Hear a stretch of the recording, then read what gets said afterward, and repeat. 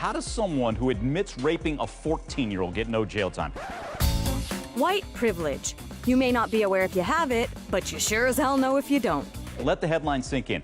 Child rapist, no jail time. Pleading guilty to third-degree rape. The sentence? 10 years probation. My God. So that privilege thing that apparently doesn't exist, well, it sure poked its head recently in the state of New York. People oftentimes have a lot of problems with our criminal justice system and the way that it works unevenly depending upon who's standing before the court. This is Shane Peich, a 26-year-old man who was handed 10 years probation last week after he admitted to raping a 14-year-old girl. Yeah, 10 years probation.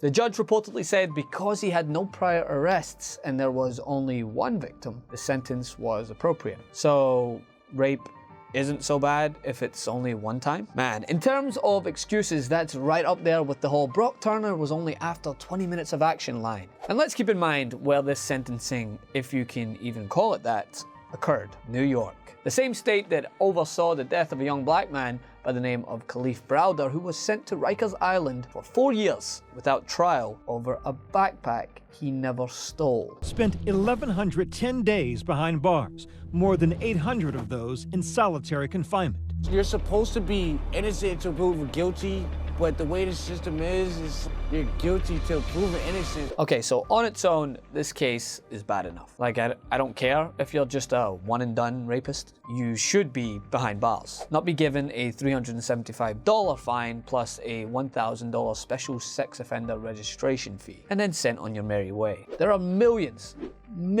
of Americans serving lengthier sentences for smoking a joint. But go ahead and tell me there's no disparity. Tell me that the system that prosecuted Cyntoia Brown as an adult and up until activists clawed and demanded clemency was facing 51 years before being eligible for release after fighting back against a man who paid to have sex with her when she was a child is the same system sentencing this man. Tell me the same system that kept a teenage Khalif Browder incarcerated in one of the deadliest prisons in the United States without trial is the same system that turned this monster back into the streets. You can't, because there are two systems. One that offers privileges to those who fit the profile it was built to work for, and another that favors predators over victims and was built to discriminate based on race, class, and gender. A case like this doesn't do that justice system much service when people are looking, scratching their heads saying, how does this happen? But as dark and depressing as the story is, I want to end on a lighter note and say that with organization and action, it doesn't have to be that way. With Cyntoia Brown as a prime example, it took the elbow grease of activists to shed light on the injustice and then leaders to act. And the result, albeit imperfect, will see the release of someone who was crucified by the very system that coddles the man named above. So yeah,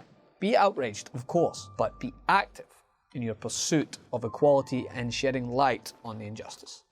For more on this, you can go over to my Instagram at @FrancisMaxwell. Love to hear what you have to think, and also support independent media right here. Did you know that TYT Network is now available on YouTube's new streaming platform, YouTube TV? Get access to full TYT episodes and exclusive shows by signing up for YouTube TV today.